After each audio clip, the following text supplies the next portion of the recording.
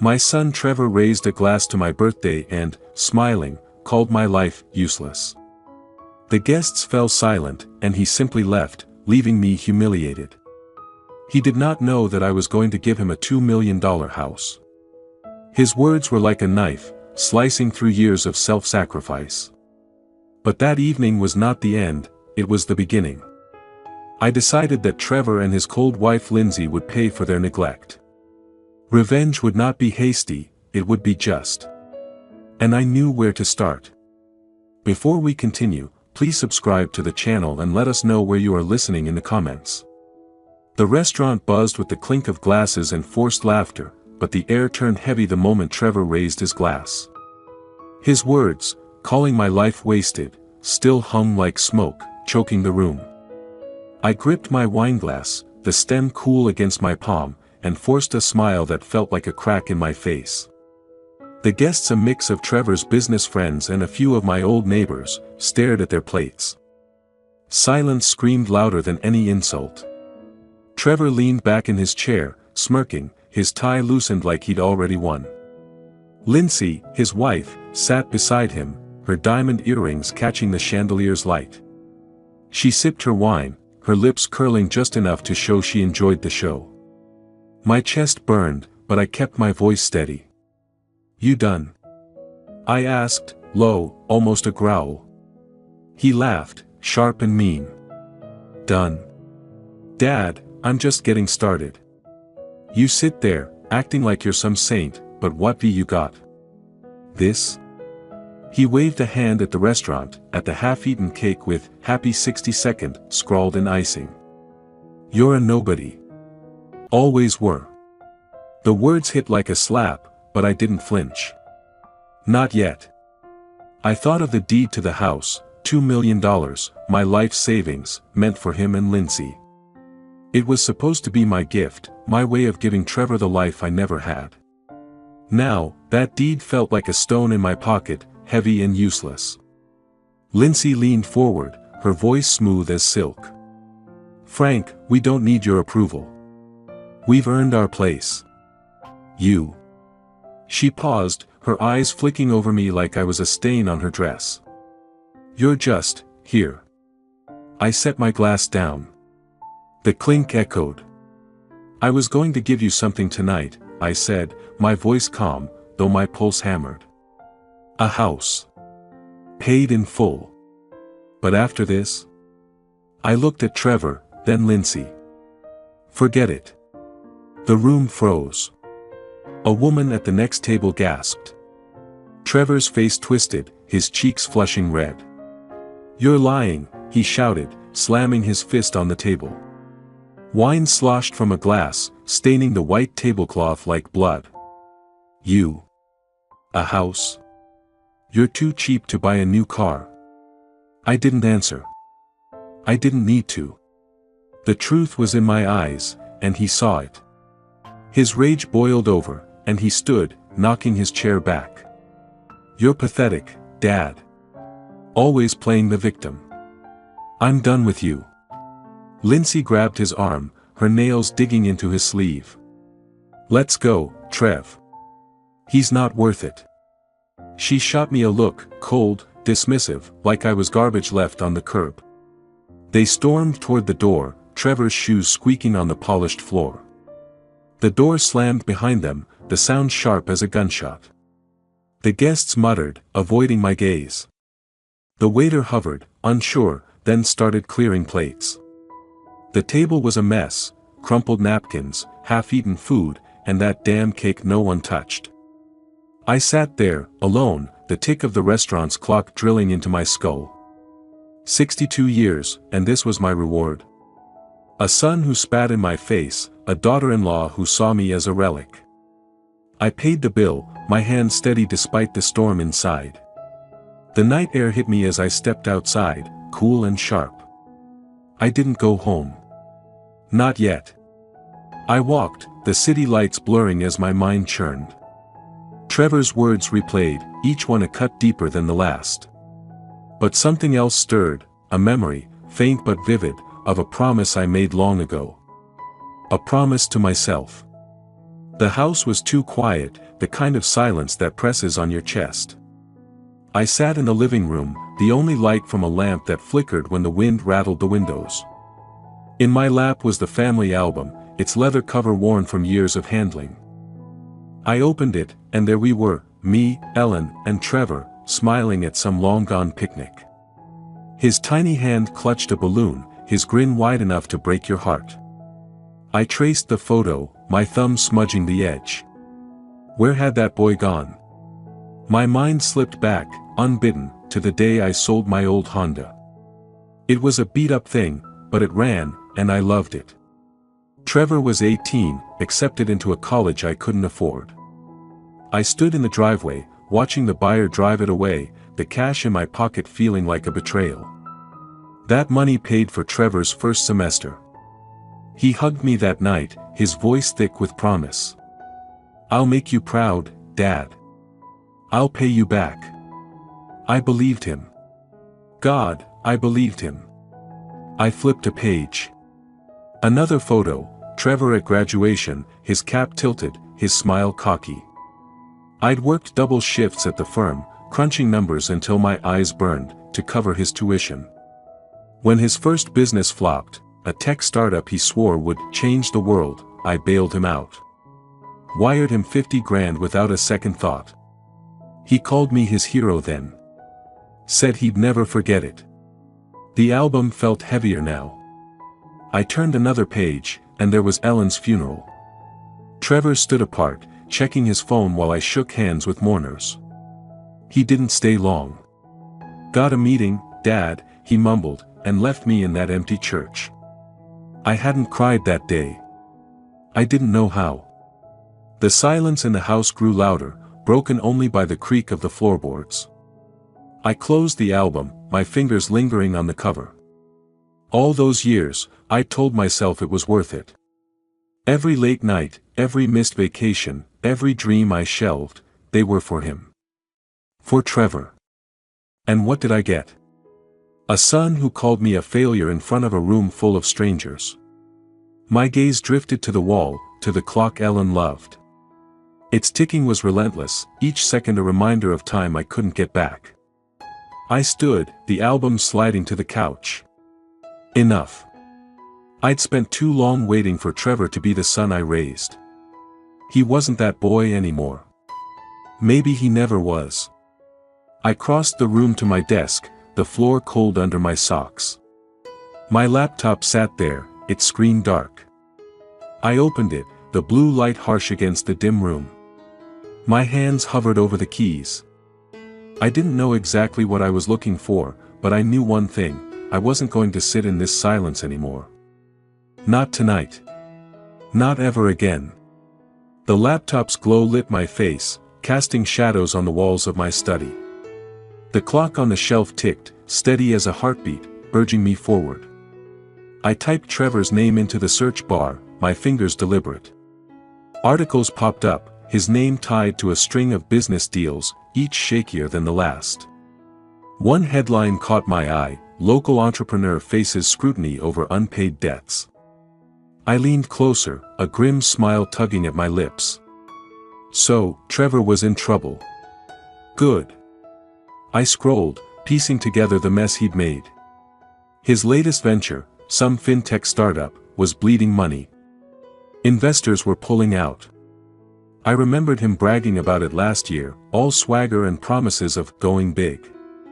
I'd warned him it sounded shaky, but he'd laughed me off. Called me out of touch. Now, here was proof, he'd overplayed his hand. My mind flicked back to a moment 2 years ago.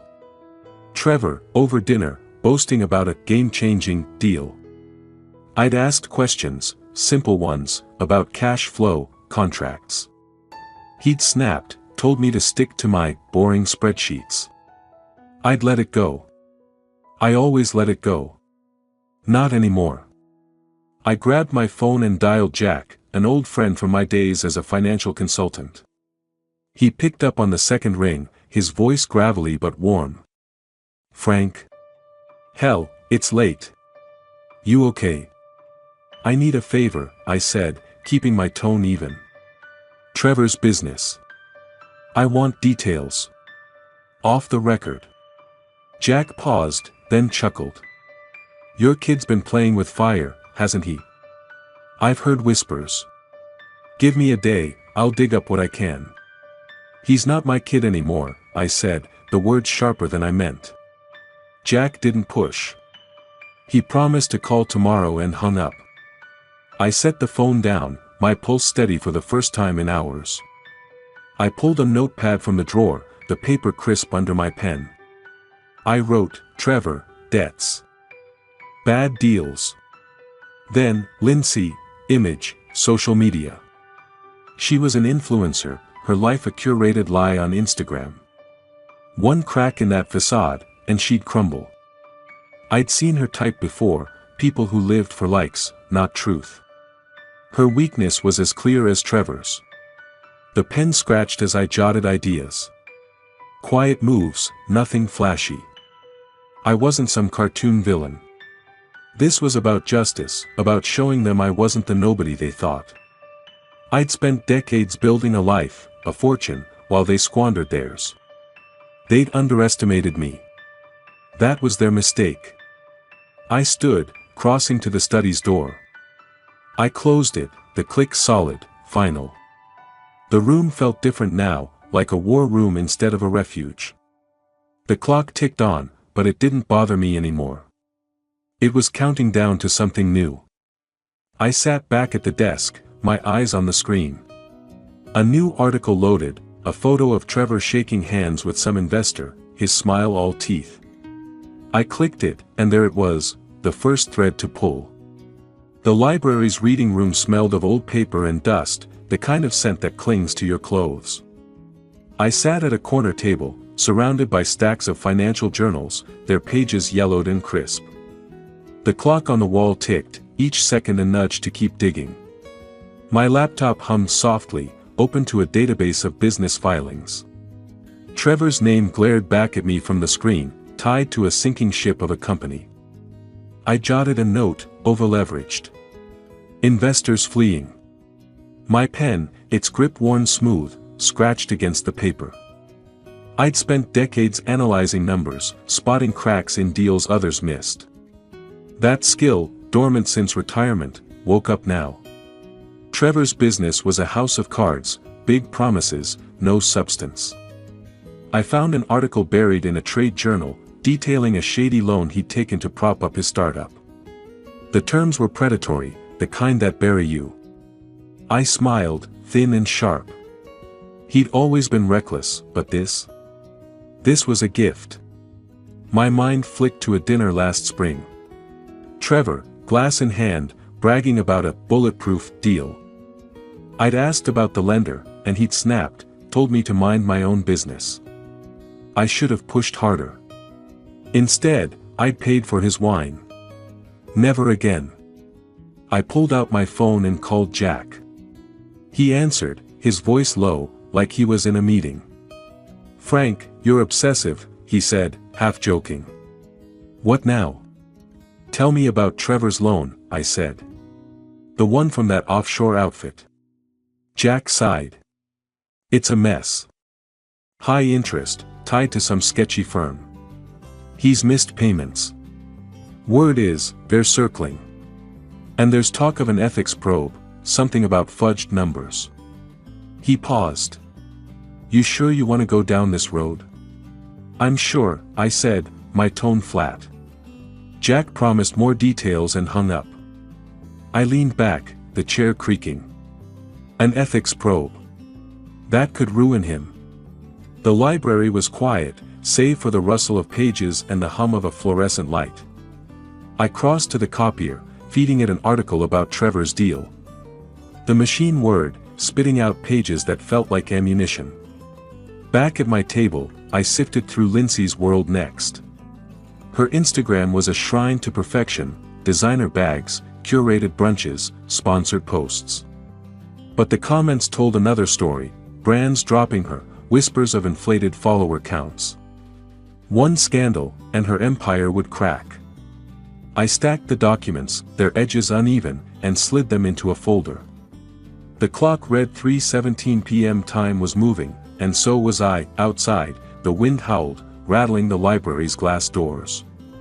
I stepped through them, the folder under my arm, and headed to a cafe down the street. My next move was close, so close I could feel it. The cafe's corner booth was dim, the kind of spot where no one looks twice. My laptop screen glowed, a VPN masking my tracks. The air smelled of burnt coffee and pastries gone stale.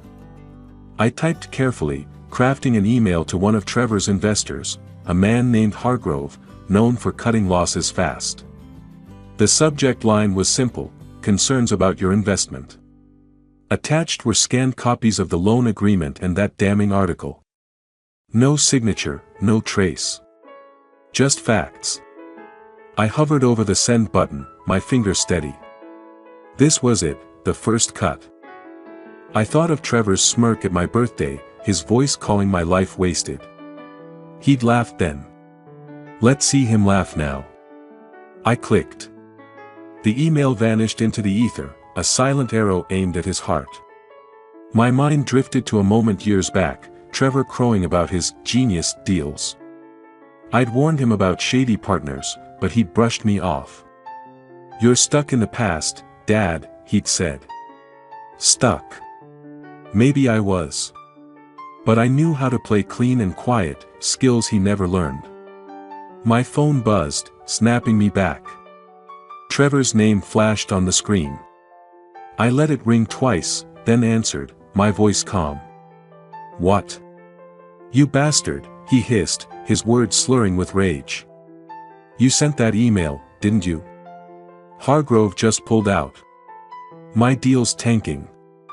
I leaned back, the booth's vinyl creaking. I don't know what you're talking about, I said, each word measured. Sounds like your mess caught up with you. Don't play dumb, he shouted. I heard a crash, something glass, maybe a bottle. You're trying to ruin me. You're doing that yourself, I said, and hung up. My pulse was steady, my hands cool. I checked my inbox. A reply from Hargrove's assistant: Mr. Hargrove is reviewing the materials and has paused all commitments. Perfect.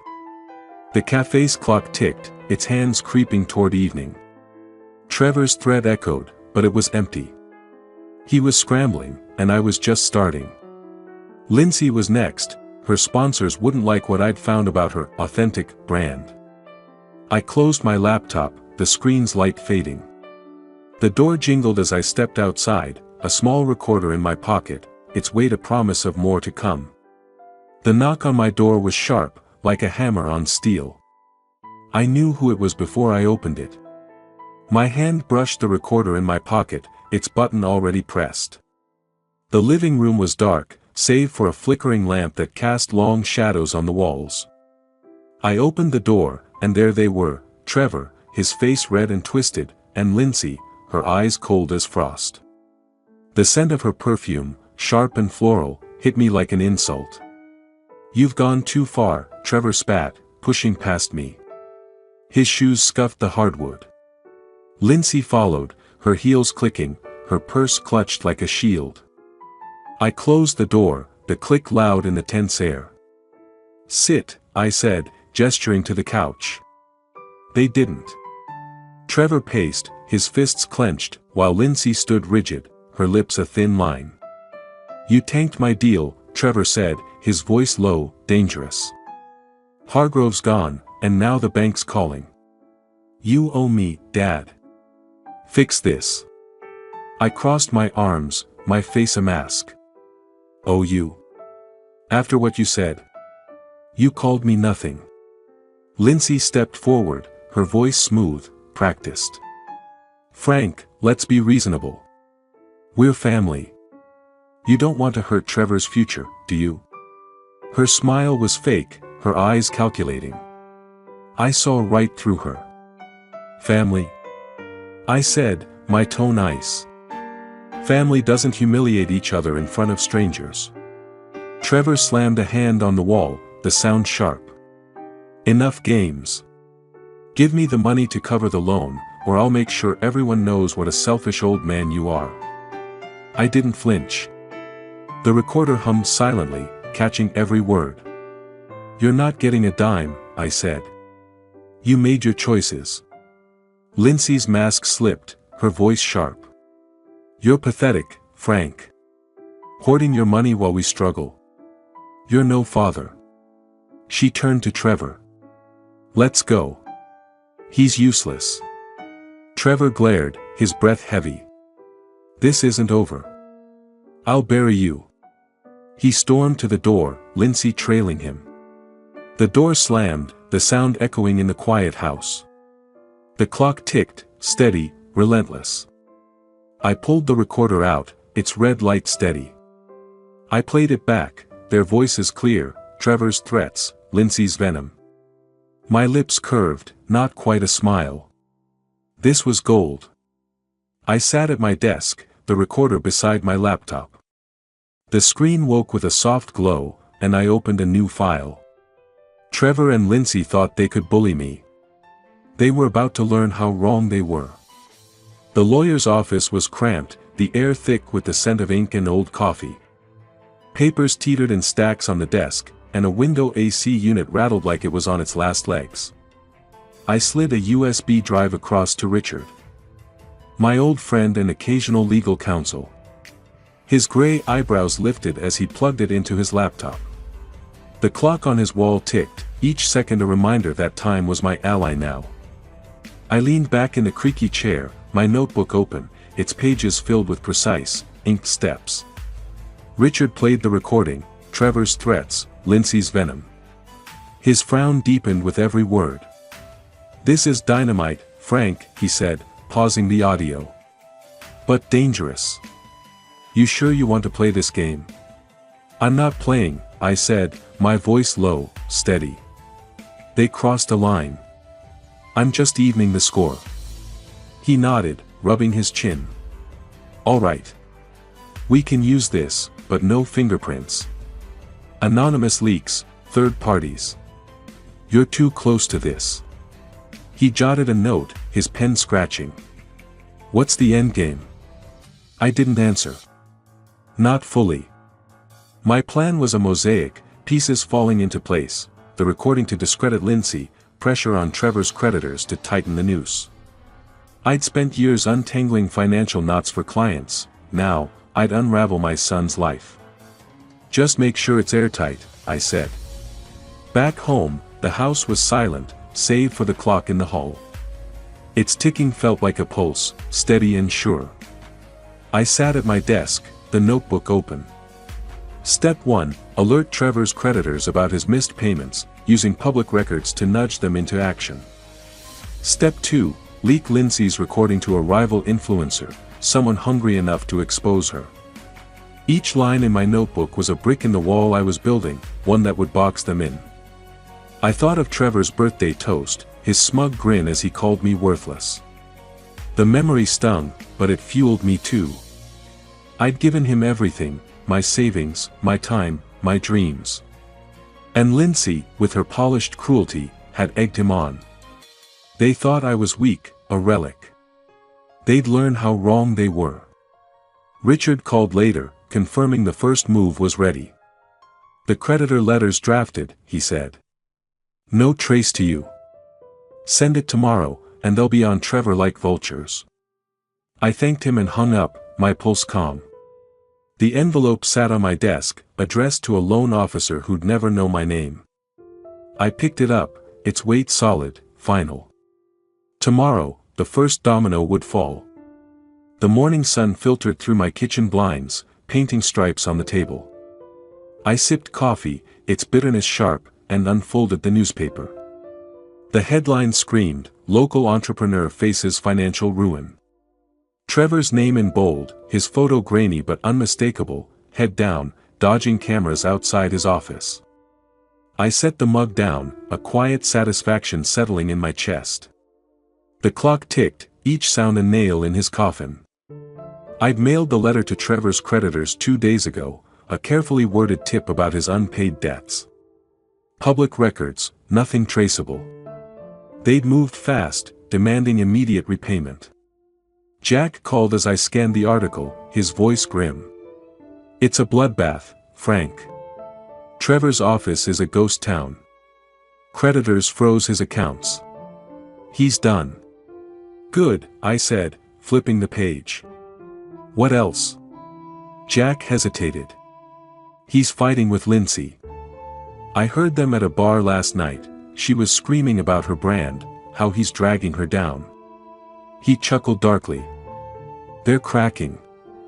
I remembered Trevor at 25, eyes bright, promising to build an empire. I'd believed him, poured money into his first venture. When it tanked, he blamed everyone but himself. "You're too cautious, Dad," he'd said. Cautious. That caution was my weapon now. The article detailed Trevor's fall, investors bailing, contracts cancelled, a lawsuit looming. I leaned back, the chair creaking. Every word was a brick I'd laid, every failure a step closer to justice. Jack's voice cut through my thoughts. "You didn't hear this from me, but Trevor's begging for a bailout. No one's biting." "Let him beg," I said, and hung up. I opened my laptop, the screen waking with a soft glow. Social media buzzed with Trevor's name, mocking memes, angry comments from former partners. He was unraveling, and I was watching from the sidelines, untouched. But Lindsay was still standing, her Instagram a facade of calm. That wouldn't last. I thought of the recording, her voice dripping with contempt. One move, and her sponsors would scatter. I clicked to a rival influencer's profile, someone with a grudge and a big audience. My fingers hovered over the keyboard, ready to strike. The living room was dark, the only light from my laptop screen. I'd sent the recording to a blogger named Kaylee, a rival who'd clashed with Lindsay online. The email was anonymous, the file untraceable. Now, I scrolled through Lindsay's Instagram, her latest post a desperate plea, "Ignore the lies. I'm still your girl." The comments were brutal, fans turning, sponsors silent. Her phone, I imagined, was dark, its screen a mirror of her fading influence. The clock on the mantel ticked, counting down her reign. Kaylee had moved fast. She'd posted the recording last night, Lindsay's voice clear, "He's useless, pathetic." The clip spread like fire, racking up views. Brands dropped Lindsay within hours, their logos vanishing from her profile. I leaned back, the couch creaking, and let a small smile form. She'd called me invisible at a party once, her laugh sharp as glass. Invisible. Not anymore. I thought of that night, her standing by Trevor, both of them mocking me in front of their friends. I'd swallowed the hurt, gone home, sat in this same room. Now, the silence felt different, powerful, like the calm before a storm. I refreshed the page. A new post from Lindsay, a shaky video, "This is a misunderstanding. I'm not that person." Her mascara was smudged, her voice thin. The comments tore her apart. Jack called, his tone gleeful. "Lindsay's done, Frank. No sponsors, no invites. She's radioactive." He paused. "You're playing a hell of a game." "No game," I said, my voice even. "Just consequences." I hung up, my eyes on the screen. A news site ran a story, "Influencers Fall Shocks Chicago Elite." Lindsay's photo, her smile forced, stared back. I closed the laptop, the click sharp in the quiet house. I stood, stretching, and glanced at the clock. Late, but I wasn't tired. Trevor and Lindsay were cornered, their lives crumbling under the weight of their own greed. I'd planned every step, and it was working. But I wasn't done. Not yet. A knock at the door broke the silence, hard and urgent. My pulse quickened, but I didn't flinch. I knew who it was. I crossed the room, my step steady, and reached for the handle. The knock came again, harder, rattling the doorframe. I stood in the dim hallway, the clock on the wall ticking like a metronome. My hand rested on the knob, steady, as I opened the door. Trevor and Lindsay stood there, soaked from the rain, their faces drawn and desperate. Trevor's shirt clung to him, wrinkled, the collar askew. Lindsay's makeup streaked down her cheeks, her eyes red and hollow. The scent of wet asphalt followed them, sharp against the warmth of my house. "Dad," Trevor started, his voice cracking. "We're sorry. We were wrong. Please." He stepped forward, his shoes squelching. Lindsay clutched her purse, her knuckles white. "You've got to help us," she said, her tone soft, almost pleading, but her eyes betrayed a flicker of calculation. I didn't move. The memory of Trevor's toast burned in my mind, his smirk, his words, "Your life's a waste." I saw Lindsay's cold smile, her dismissal of me as nothing. Now, here they were, broken, begging. "Help you?" I said, my voice low, even. "After what you did?" Trevor's face twisted. "We lost everything. The business, the sponsors, everything's gone." His hands shook, and he ran one through his wet hair. "You did this, didn't you? But I'm your son. You can't just destroy me."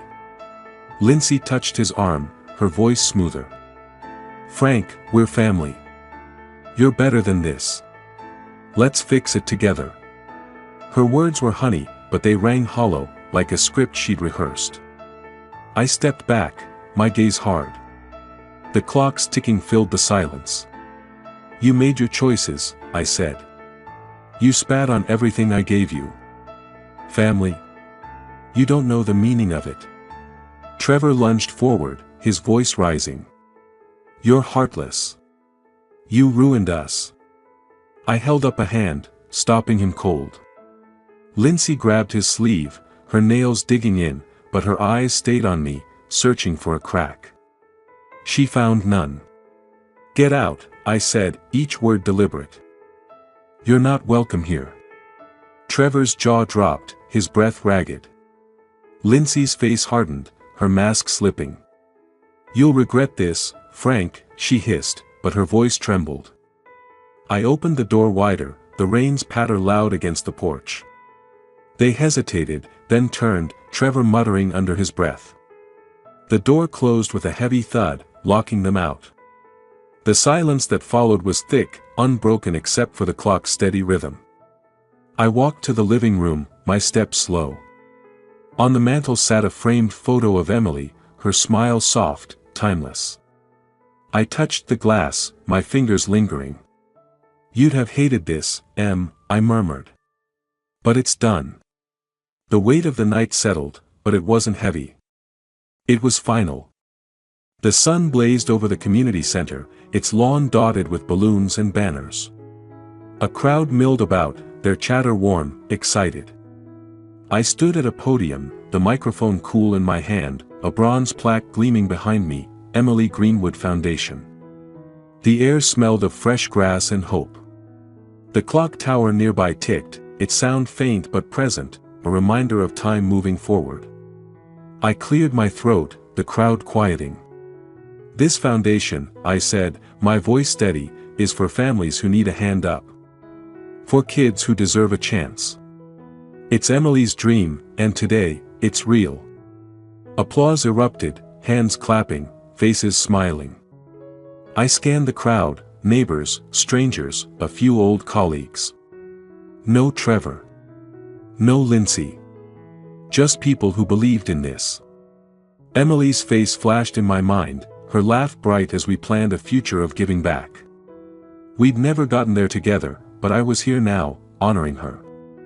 My chest tightened, but I pushed through, shaking hands as people approached. A young mother thanked me, her son clutching a scholarship letter. "This changes everything," she said, her eyes shining. I nodded, words caught in my throat. An organizer, a wiry man named Paul, leaned in as the crowd thinned. "Heard your son's in rough shape," he whispered. "Skip town, they say."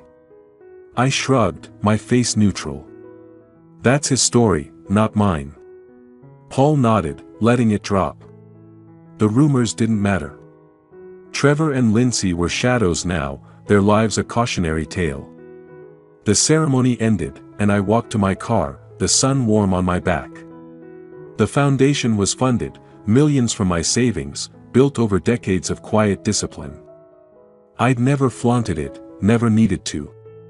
Now, it was Emily's legacy, not just mine. The thought steadied me, like a hand on my shoulder. I reached my car, pausing at the mailbox nearby. A single envelope waited, the handwriting unmistakably Trevor's. My fingers brushed it, the paper rough. I slipped it into my pocket, unopened. The clock tower chimed, its notes carrying on the breeze. I wasn't ready to read his words, not yet. Maybe not ever.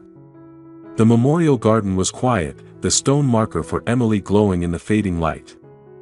I sat on a bench, the air cool, carrying the faint scent of smoke. In my hand was Trevor's letter, its edges creased from my grip. I'd read it once, in the car, his words a jumble of excuses and pleas, "Meet me, Dad. I can fix this." I shook my head, the paper trembling slightly. Fix what? The years of disdain? The betrayal? There was nothing left to mend. I struck a match, the flame small but fierce. The letter caught fast, curling into ash that drifted to the ground. The fire felt right, cleansing, like shedding a weight I'd carried too long. The clock on my wrist ticked, its rhythm a quiet promise of days ahead. I thought of Emily, her dream of seeing Italy, cobblestone streets, warm cafes. We'd planned it together, but life got in the way. Now, I'd go for both of us. Earlier, I'd called a travel agent, my voice firm. "One ticket to Rome," I said. "Next month." The agent chirped about itineraries, but I barely listened. My mind was already there, walking through history, free. The thought brought a smile, small but real. I stood, brushing ash from my hands, and approached the memorial. The stone was cold under my fingers, Emily's name carved deep. "I did it, Em," I whispered. "I'm free." The words hung in the air, soft against the silence. Trevor and Lindsay were gone, their lives a distant echo. I didn't need to know where they were or what they'd do. They'd built their ruin, I'd built my peace. The sun dipped below the horizon, painting the sky in gold and pink. I walked to my car, the gravel crunching underfoot. In my mind, Rome waited, its bustle, its warmth, its promise of a life unburdened. The clock ticked on, each second a step toward something new. I slid into the driver's seat, the engine humming to life, and drove into the dusk, the road ahead wide open. If you liked this story, please like this video, subscribe to the channel, and share your impressions of this story in the comments. To listen to the next story, click on the box on the left. Thank you for watching.